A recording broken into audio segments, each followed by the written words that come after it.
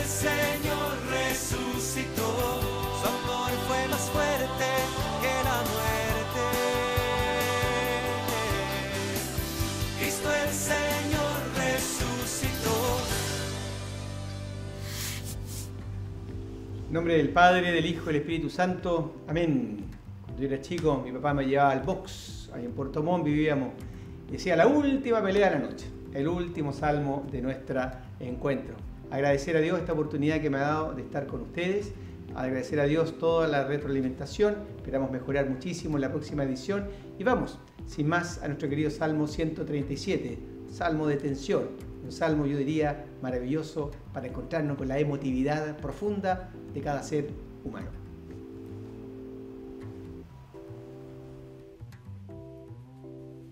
Siempre vamos a nuestro programa, sacamos aquí nuestro salmo.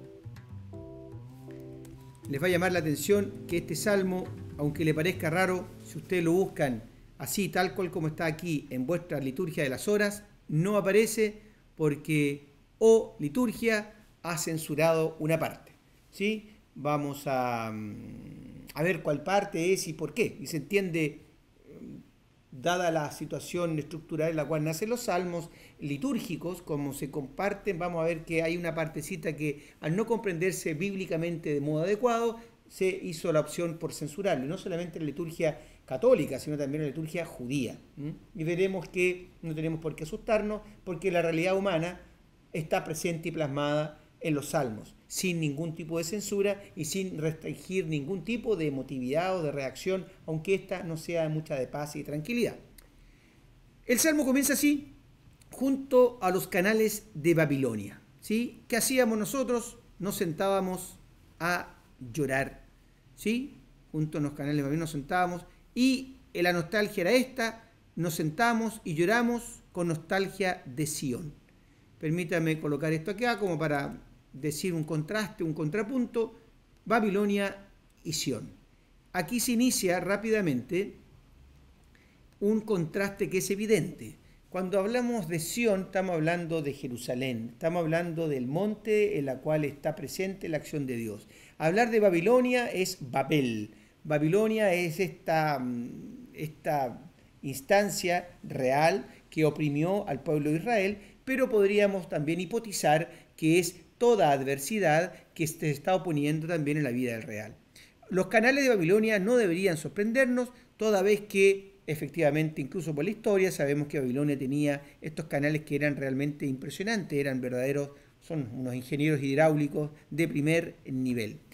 En los cauces, en los sauces de su recinto, siempre la hablábamos, estamos hablando de esta Babilonia, colgábamos nuestras cítaras.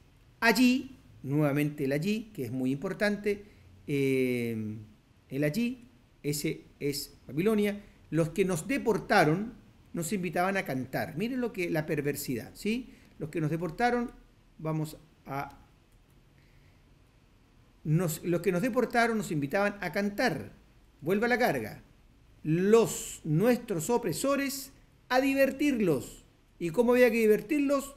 Cantar, un cantar de Sion. Y se pregunta casi complicado: ¿cómo cantar un canto del Señor en tierra extranjera? Hasta ahí podríamos decir que hay una parte no menor, una parte que tiene que ver fundamentalmente con esta tierra extranjera. La vamos a colocar de este color, si me permiten a ustedes. Ahora un colorcito, no sé, celeste será, por acá, ¿sí? ¿Sí? Tierra extranjera, Sion. Vamos a colocar este colorcito así medio cafecito, si acaso quieren ustedes. Y ustedes al ver estos colorcitos que yo voy colocando se dan cuenta y perciben el contraste que no es casual del Salmo. Babilonia, tierra extranjera; Sion, tierra extranjera. Hay una especie de intención clave. Luego algunas palabras que se repiten: cántennos, ¿sí? Cántennos, vamos a colocar con un colorcito verde. Cántennos, a cantar, nuevamente el cantar, como cantar un canto, ¿sí? Cantar, nuevamente. un canto en tierra extranjera. Acá hay una dimensión hermosa. ¿Por qué? Porque los canales de Babilonia son un lugar para llorar. Y aquí se le está pidiendo cantar.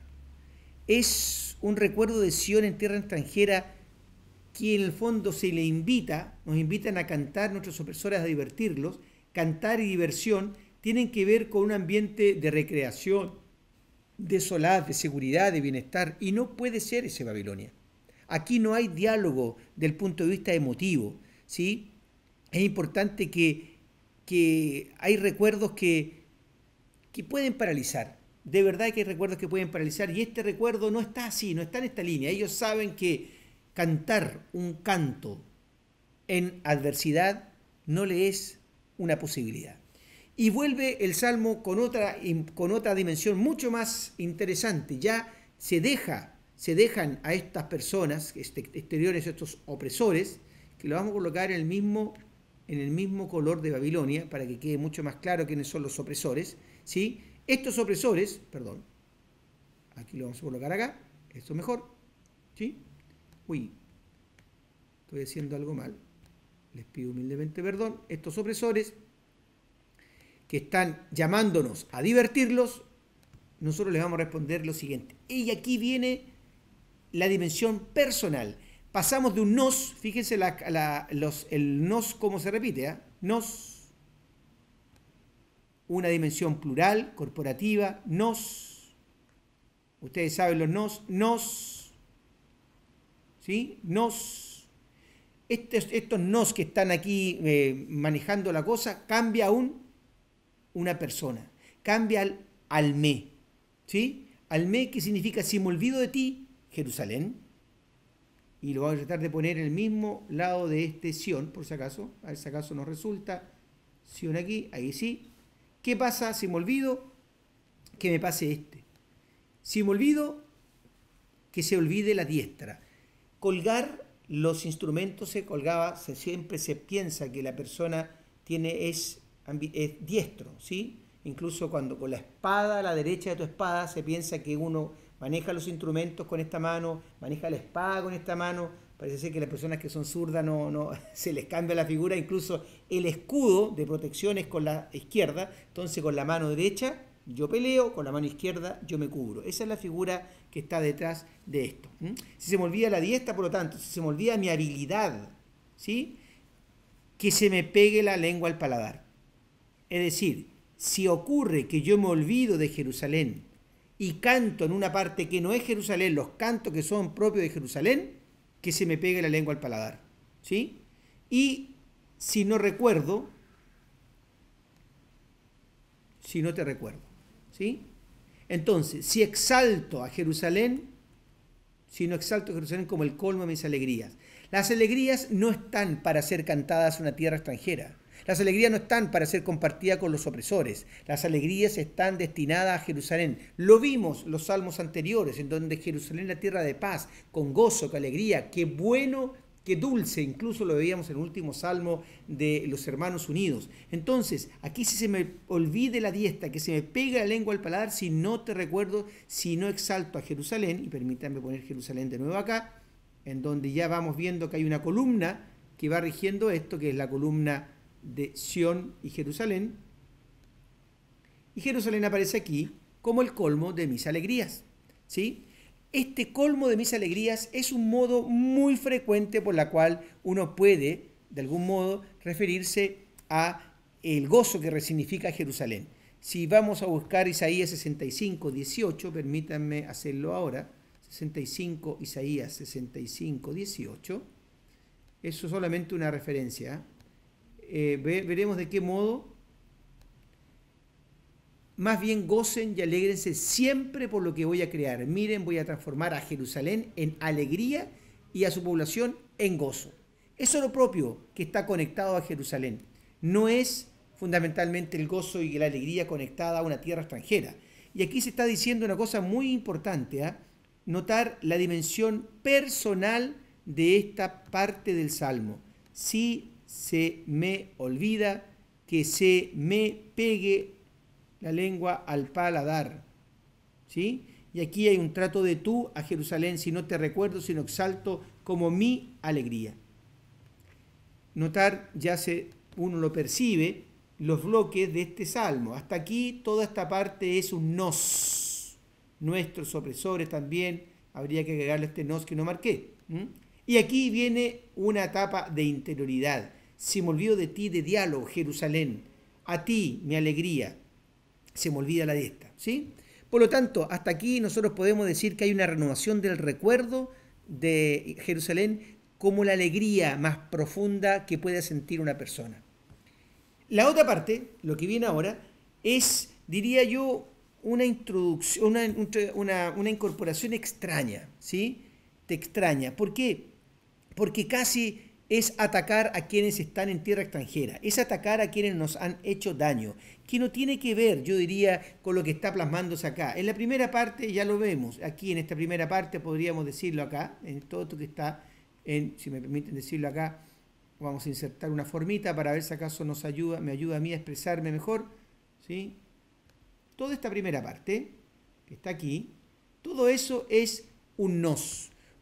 Es la corporatividad de las personas que se sienten realmente compungidas, afligidas ante una pena y que no quieren ni siquiera rozar con el recuerdo esta tierra de la opresión, esta tierra extranjera.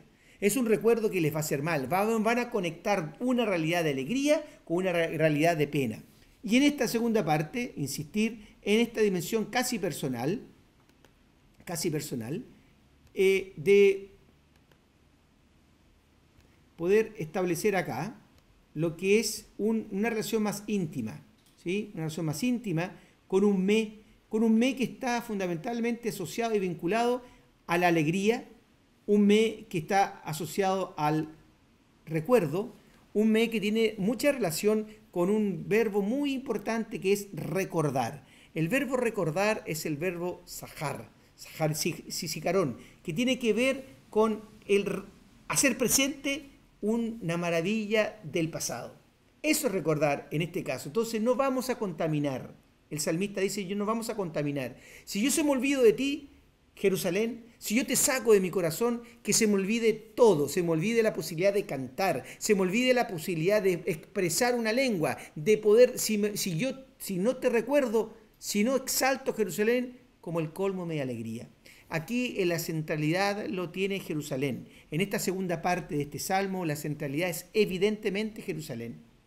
Decir esto significa tomar cuerpo y aliento para esta última parte. Sigue el salmo diciendo, toma cuenta, Señor, a los idumeos del día de Jerusalén. Vuelva a la carga Jerusalén. Babilonia deja de tener un lugar protagónico hasta aquí, lo vamos a ver que continúa más adelante, pero sigue ahora, la mente se detiene en Jerusalén. Y toma en cuenta a los idumeos. Lo va a explicar muy bien Don Camel, el profesor Camel, lo va a explicar muy bien el día de los idumeos, que fundamentalmente Edom, de ahí vienen los idumeos, los que son de Edom, son los idumeos, era descendiente de Saúl, hermano de Jacob, y estos, en un relato del profeta Abdías, del 11 al 14, más o menos, 11 al 15, él manifiesta y expresa de qué modo los idumeos se burlan de la caída de Jerusalén. Se burlan estos que son medios primos, medios familiares, se burlan de la desgracia de Jerusalén. Se burlan de sus hermanos, por así decirlo. Y esta sensación es muy dura para las personas, para los judíos. Entienden que estos idumeos, si bien es cierto, no los podían salvar, porque la caída era inminente, pero tenían por aquí burlarse. Usted y yo estamos pensando exactamente lo mismo, lo más probable. También hermanos y hermanas se han burlado de nuestra desgracia. Y qué duro es burlarse de la desgracia. Esto está plasmado en este salmo. Entonces, toma en cuenta, Señor, a los idumeos, a estos que se burlaron del día de Jerusalén, cuando nos fue mal en Jerusalén, cuando nos expulsaron y nos incitaban, desnúdela hasta los cimientos. Incitaban a ¿quiénes? A los que estaban aplastando la ciudad. Eso está diciendo, y el desnudarla, me pareció haber dicho alguna vez en estos encuentros, que desnudar la ciudad se dice desnudarla porque está una metáfora femenina de avergonzarla, que también tiene una metáfora, diría más bien militar, que es destruir la muralla. La muralla es como el vestido que arropa la ciudad. como el vestido que arropa a una mujer. Desnudar una ciudad era lo mismo que desnudar a una mujer, avergonzarla. Por eso está diciendo desnúdela. No solamente no se acongojan de la pena, sino que incitan aún más a la persona a seguir dándole en la vergüenza hasta los cimientos, destruir la muralla hasta los cimientos, porque era muy difícil volver a reconstruirla, perdón. Era muy difícil volver a darle la dignidad a una mujer desnudada en el pueblo de Israel. Y por eso que viene esta frase, capital de Babilonia, destructora. Y ahora viene en esta emotividad cruel, digamos la verdad, porque es el sentido humano, es fundamentalmente los que va a manifestar mi emotividad más profunda. Yo tengo una dimensión de rabia, es evidente, ante la persona que le pedía a quien me está atacando que me destroce hasta los cimientos, que me avergüence hasta los fundamentos. Y yo digo capital de Babilonia y vuelvo a colocar Babilonia en este colorcito para que vivamos el contraste con Jerusalén, destructora, la que me destruye. Pues bien, aquí viene una frase que es sorprendente, porque ante esta dimensión viene esta expresión, dichoso el que pueda pagarte el mal que nos has hecho. Sacaba el mí y vuelve el nos. Ya nuevamente está la dimensión corpórea, una dimensión que es comunitaria. Por lo tanto, entiendo que dichoso, vuelva a la carga el dichoso el que te agarre y estrelle tus hijos contra la peña. Uno dirá, ¿cómo es posible después de esta frase, dichoso el que pueda pagarte el mal que nos has hecho? Dichoso el que agarre y estrella tus hijos, a los hijos de Babilonia, la destructora. Pero ¿qué culpa tienen los niños? Uno podría decir, borremos ese texto de la liturgia, porque después decimos palabra de Dios. Es decir, ¿hay dicha cuando yo agarre y estrelle hijos de quien me ha hecho daño? Este comentario es súper importante decirlo y yo me alegro que nosotros este ciclo vaya terminando con este salmo y quiero agradecer a don Camel, que fue el que lo propuso, porque nos mueve a una dimensión real del punto de vista de la Biblia. Los salmos no son pacatos, los salmos no son una construcción teórica, sino que representan toda la humanidad, todos los sentimientos. Y efectivamente, cuando una persona ha visto que han destrozado su vida, han destrozado su ciudad, la ciudad de Jerusalén, la paz, la hermosa, el gozo, el encuentro, este sentimiento horrible de querer venganza también se hace presente. Y el salmista se hace cargo y lo plasma. No tiene censura el libro de los Salmos. No tiene censura el salmista para expresar lo más profundo de un corazón. Entendemos que hay una transposición cristiana y por eso se agradece todo el Nuevo Testamento y la explicación que nos dará don Camel, que ante ese odio Jesús manda el perdón, pero no podemos dejar de plasmar concretamente y realmente un salmo en su real expresión sin la censura que ocurre en los textos litúrgicos, porque este sentimiento sí puede nacer y estar en nuestros corazones. No escandalizarse de esos sentimientos. Eso es lo que el Salmo nos está diciendo. Incluso ocupa una palabra, disculpen que ya me vaya deteniendo, ya voy terminando. Ocupa una palabra, este es el Salmo 137, lo vamos a ubicar acá. Salmo 137, ¿sí? El versículo 8, que está terminando ya. Ocupa una palabra que es esta. Asheré. Fíjense la bienaventuranza. Asheré. Asheré es la misma expresión con la cual nosotros comenzamos el Salmo 1. ¿Se acuerdan? Salmo 1. Vamos a ver si acaso ustedes dirán, pero esto no es posible. Es posible. Ahí está el Salmo 1. Asheré, Ahim, y viene feliz el hombre. Es decir, hay felicidad entonces. Y quiero que se den cuenta de otra cosa en estos textos que estoy señalando acá, que se ven. Fíjense que el Asheré es una expresión pero particularmente sapiencial. En los libros históricos muy poco, Pentateuco una sola, algunos históricos poco, el sapiencial Job, y va terminando casi siempre en los sapienciales, Proverbios, Salmos, y muy poco en Eclesiástico sigue siendo sapiencial, Isaías, profeta y Daniel. Por lo tanto, Asheré es un término sapiencial que nos quiere decir algo. Cuando estamos en nuestro texto, la cual estamos analizando ahora, estamos y comienza en el salmo, en el versículo 9, que está terminando ese salmo, vuelve a la carga, Asheré, la persona que tome a tus pequeños y los estrelle contra la roca, está hablando de una felicidad que uno tiene que matizar sin lugar a duda. Pero el salmo es el que es. No renunciar al escándalo de este salmo, no renunciar a poder captar y saber que palabra de Dios también están expresadas estas cosas que podrían resultarnos monstruosas, ciertamente, ante cualquier comisión de derechos humanos, de los derechos de la infancia, ciertamente uno diría que tiene que ver los niños, pobres niños, pero esa sensación en la cual es tanto lo que se me ha ofendido, es tanto lo que se me ha denostado, es tanto lo que se me ha avergonzado, que no quisiera que de ese pueblo que denosta, que destruye, nazca ningún fruto más que pudiese seguir haciendo daño a mi pueblo con Jerusalén. Entonces, decir que este salmo finalmente, y aquí ya acabo la descripción del mismo, tiene esta dimensión de una venganza, ciertamente. La pregunta cristiana ya, no del salmo mismo, ¿corresponde la dicha de alguien que haga el mal? Al parecer la respuesta es, según el mundo cristiano, no, pero sí está en el mundo judío.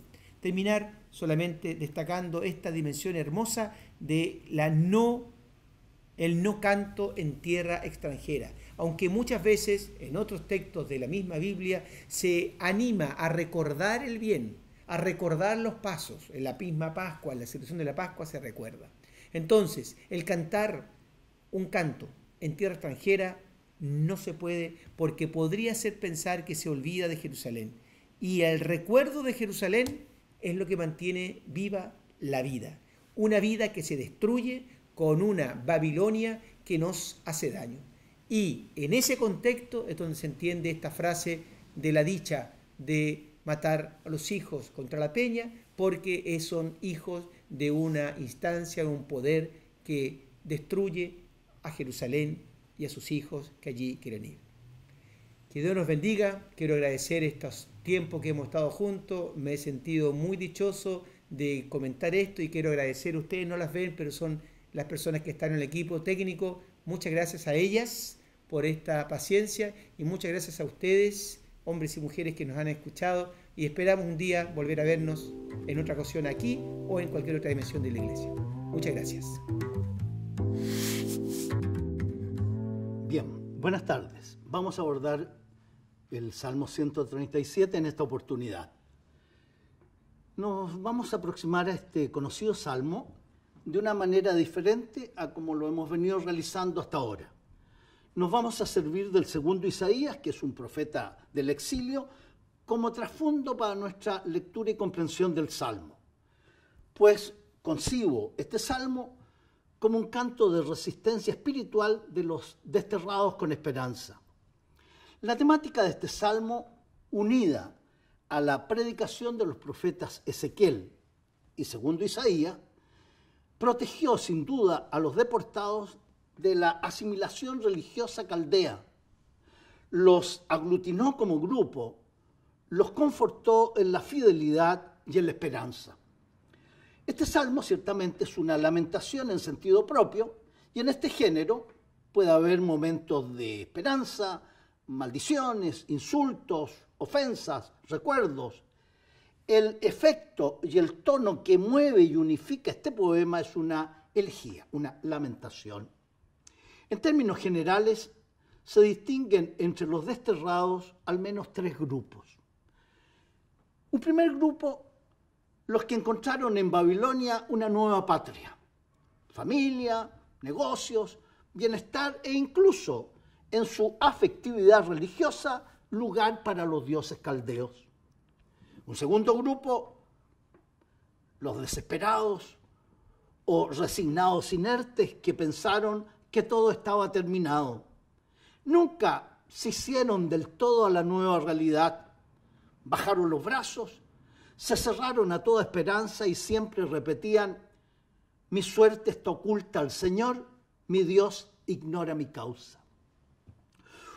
Un tercer grupo, allí se ubican los que siguieron fieles a su pasado político y religioso y que cultivaron la esperanza. Y por encima de todo pusieron a Jerusalén en su recuerdo. Cuando Ciro, el rey persa, promulgó su edicto de tolerancia, de repatriación, solo estos, los que cultivaron la esperanza y añoranza, estuvieron preparados para volver. Estos tres grupos forman el trasfondo de la predicación que ya dijimos de profetas como Ezequiel y el segundo Isaías.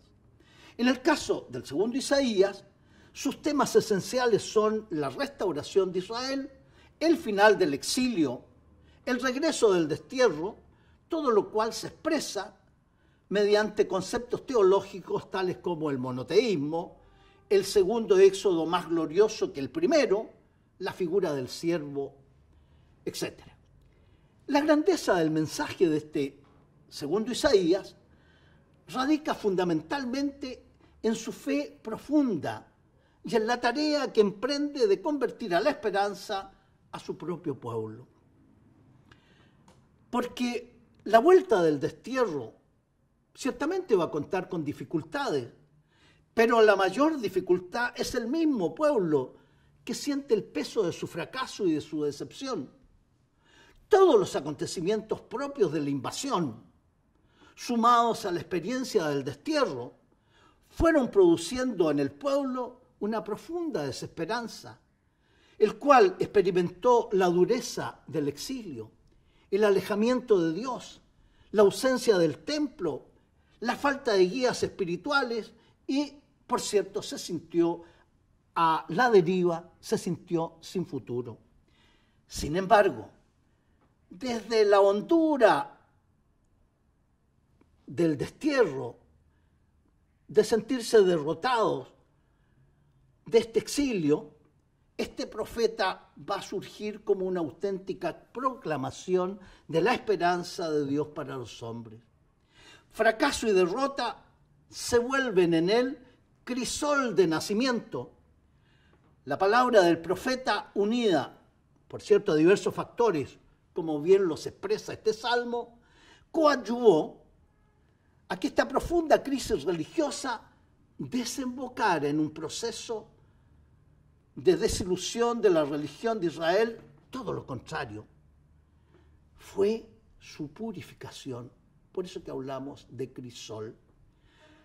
Tres van a ser las resistencias que los desterrados van a oponer al profeta. Y él los va a persuadir mediante su palabra, pero no con una palabra cualquiera, sino con la palabra de Dios. Se seca la hierba, se marchita la flor, pero la palabra de Dios se cumple siempre. Este va a ser el mensaje del profeta del segundo Isaías. Veamos esta triple resistencia que le opusieron sus compatriotas. La primera, cuando los desterrados fueron tentados por la historia a leer la gran derrota de su Dios en la caída del reino de Judá, de su capital Jerusalén. Por otra parte, cuando la magnificencia del culto babilónico que contemplaban allí con sus propios ojos fue haciendo cada vez más dolorosa su nostalgia, más temible y atractivo otro culto precisamente en ese momento. ¿Qué va a hacer el segundo Isaías? Va a intentar desinstalar de la afectividad religiosa de sus compatriotas a los dioses caldeos y a confesar con osadía que solo Dios sigue siendo Dios. Que solo Dios sigue permaneciendo como el único Dios de Israel y que los otros dioses no son dioses. Yahvé es el único Señor. Es el único Señor de la historia, del cosmos, su creador, su gobernante. La predicación del único Dios va a ser, entonces, la base teológica de la esperanza que va a proclamar este segundo Isaías. Los dioses caldeos, primera resistencia, fueron ganando espacio en la afectividad del pueblo. Había que removerlos y reinstalar al Dios de sus antepasados. La segunda resistencia. Esta segunda resistencia va a intentar remover es tan ardua como la anterior, pues al principio soñaron los desterrados con una vuelta rápida, pero el paso del tiempo y las noticias que llegaban desde Palestina fueron minando el ánimo de los desterrados. Y con el paso del tiempo, la mayoría fue logrando acomodarse a la nueva situación. Se instalaron. Voy a hablar metafóricamente. No es una resistencia menor. Desinstalar de la comodidad. ¿Por qué? Porque esto le representa la seguridad. Volver a la tierra es toda una aventura, es algo nuevo, desconocido, produce zozobra. Entonces, cuando surgió el edicto de Ciro el persa, lo recibieron al principio con alegría, pero no tenían muchas ganas de emprender el camino de regreso a su tierra. En esta situación, la fuerza y el vigor de la palabra del profeta va a lograr desinstalarlos, ponerlos de nuevo de pie y de nuevo en marcha por los caminos de la historia. No fue tarea fácil. La tercera resistencia, si la primera resistencia estaba radicada en los otros dioses y la segunda en la misma Babilonia como un lugar grato donde permanecer, la tercera lo está en el mismo pueblo, en su desánimo, en su falta de fe, de esperanza, en sus continuas murmuraciones contra el plan divino.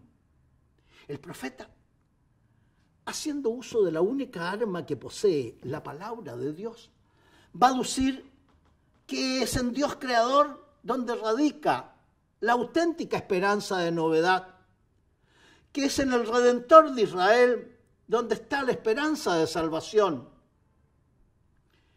Veamos algunos elementos estructurales del Salmo. La composición de este Salmo no es arquitectónica ni geométrica, sino lírica. Por favor, lo voy a repetir, es lírica, y ya lo explicaré más. Pueden señalarse algunas correspondencias internas, como la inclusión con el nombre de Babel, las voces de los babilonios y de los idumeos. El poema avanza con un movimiento más emotivo que intelectual.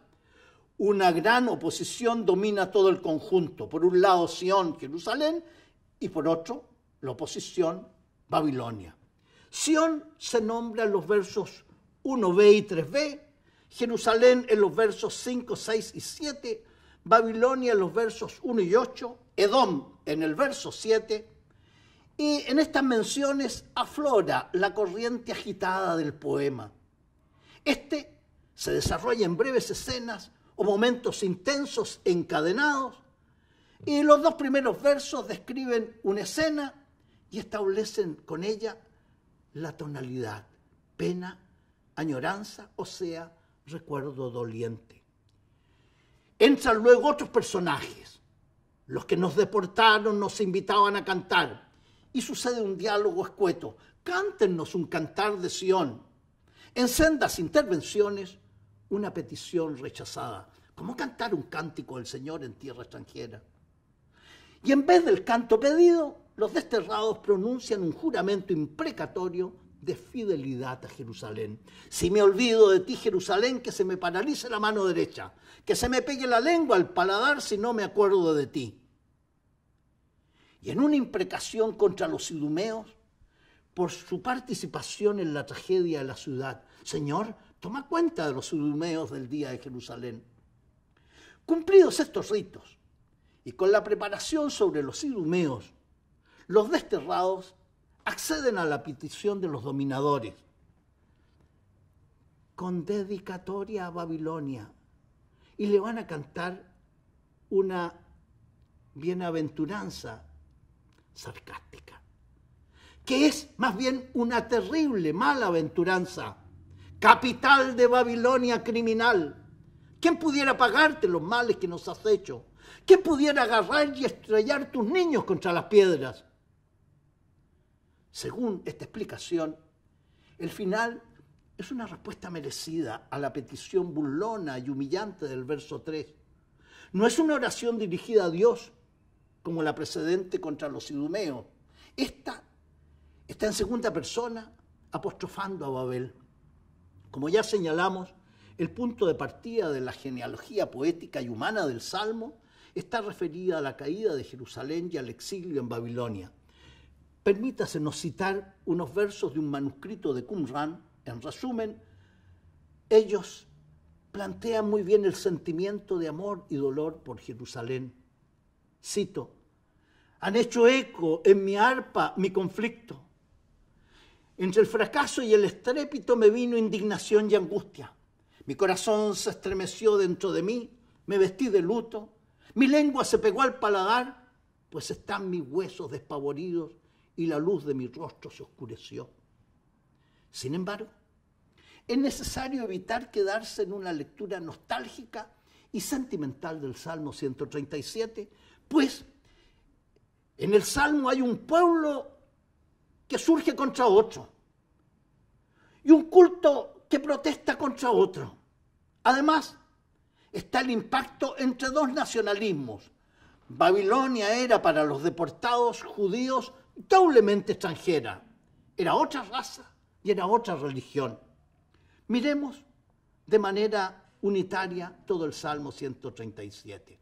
Voy a ir verso por verso. Junto a los canales de Babilonia nos sentamos y lloramos con nostalgia de Sión. En los sauces de su recinto colgábamos nuestra cítara. Se abre el Salmo en un escenario apacible.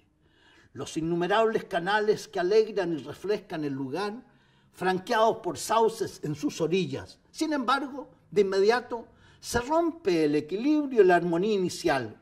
Un grupo de personas sentadas en el suelo, ocupadas en llorar, silentes y abatidas. Se trata de un ejercicio inerte de nostalgia, contra lo cual predicaba el segundo Isaías. No recordéis lo de antaño, no penséis en lo antiguo, mirad que realizo algo nuevo, ya está brotando, ¿no lo notáis? El recuerdo constituye la base simbólica de los desterrados.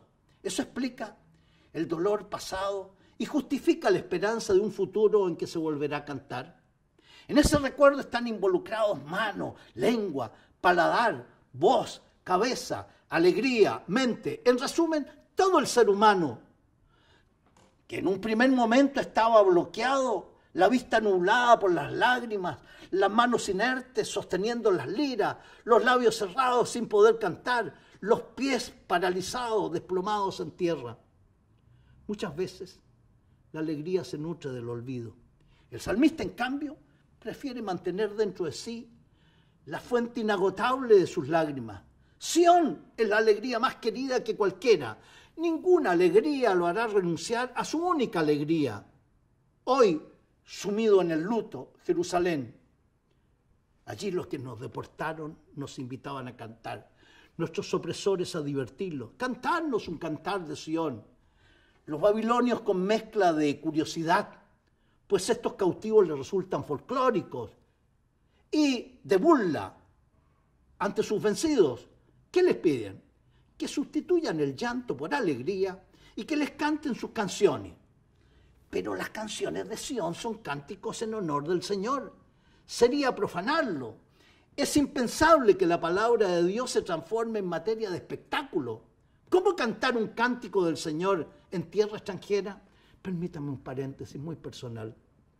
Mi padre era musulmán y en mi casa, en un lugar destacado, estaba el Corán en un atril con una tela fina, de terciopelo, protegiéndolo. Un sacerdote de la diócesis que visitaba mucho en ese entonces nuestra casa, amigo de mi padre, como el Corán se entona cada una de las suras. En un momento le dice, ¿por qué no lo toma para escuchar esa melopea? Y mi padre, con mucho cariño, lo frena y le dice, no, le dice, este libro se toma para rezar o no se toma. ¿Cómo cantar un cántico del Señor en tierra extranjera? Si me olvido de ti, Jerusalén, que se me paralice la mano derecha, que se me pegue la lengua al paladar si no te recuerdo, si no extraño a Jerusalén como el colmo de mis alegrías. Surge entonces aquí este juramento de fidelidad a Jerusalén en forma de maldición y conjuro condicionado contra sí mismo. La mano que tañe la cítara se paraliza. La lengua que entona canciones se pega al paladar. Olvidarse de Jerusalén no es simple olvido patriótico, sino sobre todo religioso. Y el olvido es fuente de apostasía, de lejanía de Dios. Allí viene el verso 7. Toma cuenta, Señor, a los idumeos del día de Jerusalén. Llegados al verso 7, nos encontramos con esta furibunda imprecación contra los idumeos, que la leyenda hace descendientes de Saúl, hermano de Jacob. Los idumeos se aprovecharon de la derrota de Jerusalén, poniéndose de parte de los vencedores, y como en otras conquistas de pequeños reinos descritas en la Biblia, Egipto, Asiria, Babilonia o Persia, un rol no menor se les asigna en el asalto a los vasallos de esos mismos pequeños reinos. Y en este caso a los idumeos, que rápidamente se rebelaron y se aliaron con los nuevos amos y participaron en la destrucción, asalto y pillaje ese día aciago de Jerusalén. Miren cómo lo describe el profeta Abdías. Aquel día estabas tú presente, el día en que bárbaros capturaron su ejército, cuando extraños invadían la ciudad y se rifaban Jerusalén, tú eras uno de ellos. ¿No es extraño entonces que el grito de los idumeos, desnudarla, desnudarla hasta los cimientos, aún resuene textual en los oídos de los desterrados? Tampoco resulta extraño entonces que desde este trasfondo irrumpa esta terrible maldición, malaventuranza que cierra este salmo. Capital de Babilonia, devastadora, criminal, dichoso quien pudiera agarrar tus niños, pagarte los males que nos has hecho, agarrar y estrellar tus niños contra las piedras. Esta bienaventuranza, entre comillas, es el canto dedicado a la devastadora, pero la felicidad no es para ella, sino para quien pueda vengarse de ella. Tal es el uso sarcástico que hace el salmista. Un autor nos recuerda que sarcasmo viene del griego sars, carne, por lo cual sería literalmente encarnizarse con el enemigo. El hablante aquí no encarga la justicia vindicativa a Dios, sino que desea ejecutarla con sus propias manos, desea el ensañamiento con esas criaturas indefensas para que la nación devastadora no tenga estirpe futuro. No obstante, que existen vestigios en la Biblia de semejante ensañamiento. Maestro, ¿por qué llora? Eliseo contestó, porque sé el daño que le vas a hacer a los israelitas. Incendiarás sus plazas fuertes, pasarás a cuchillo a sus soldados, estrellarás a sus niños y abrirás a canal a las embarazadas.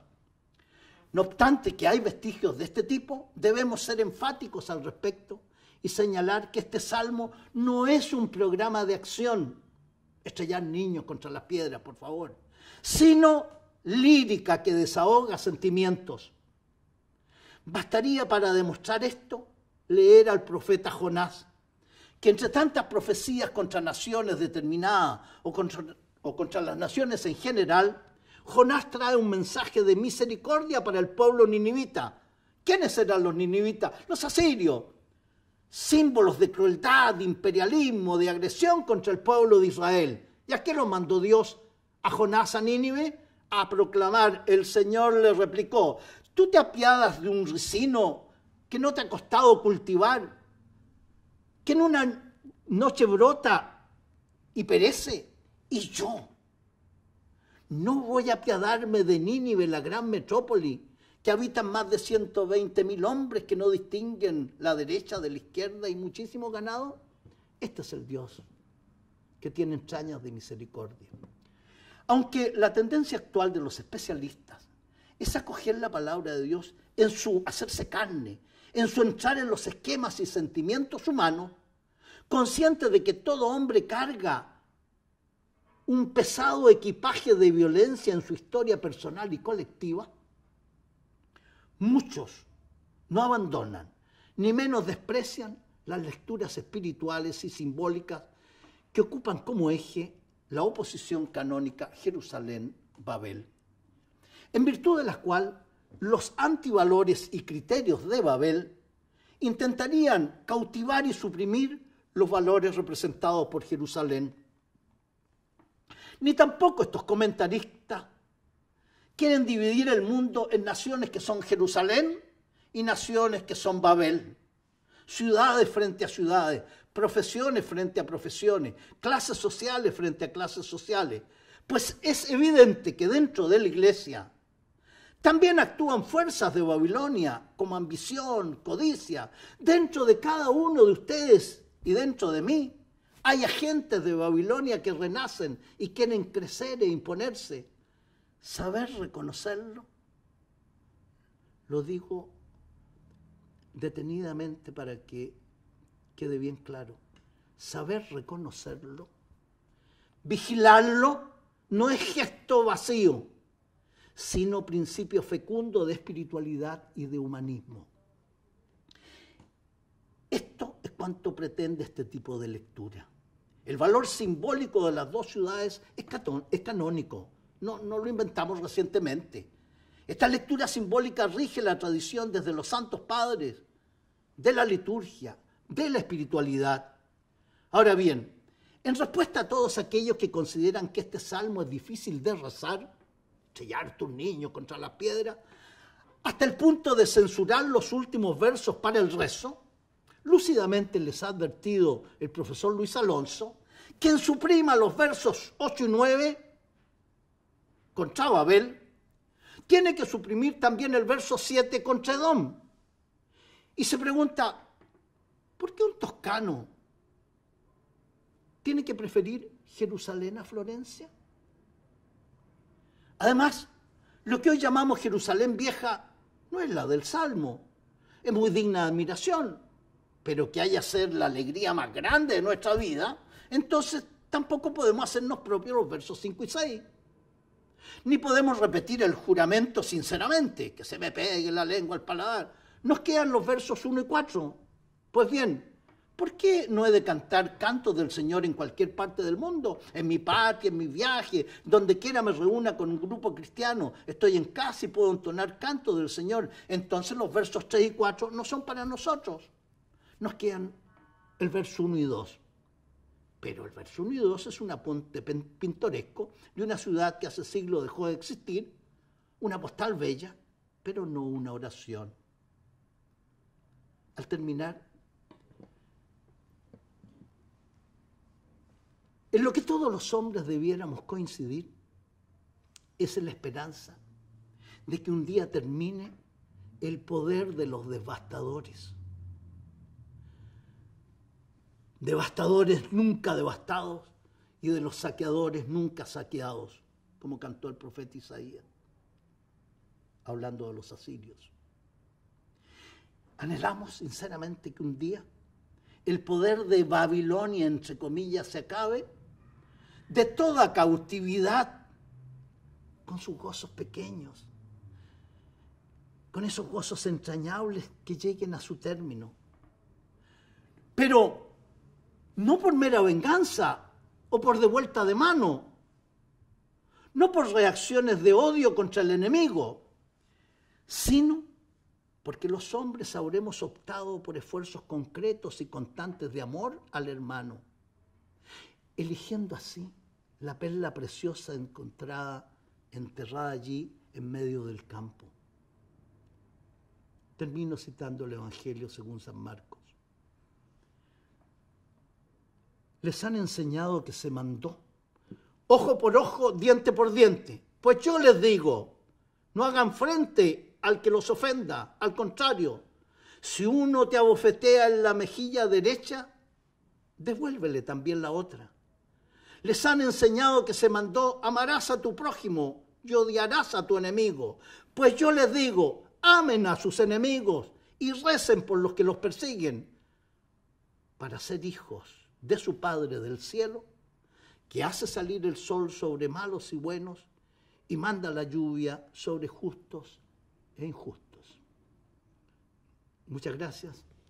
Hasta aquí lo que quería plantearles sobre este hermoso Salmo 137. Gracias, buenas tardes.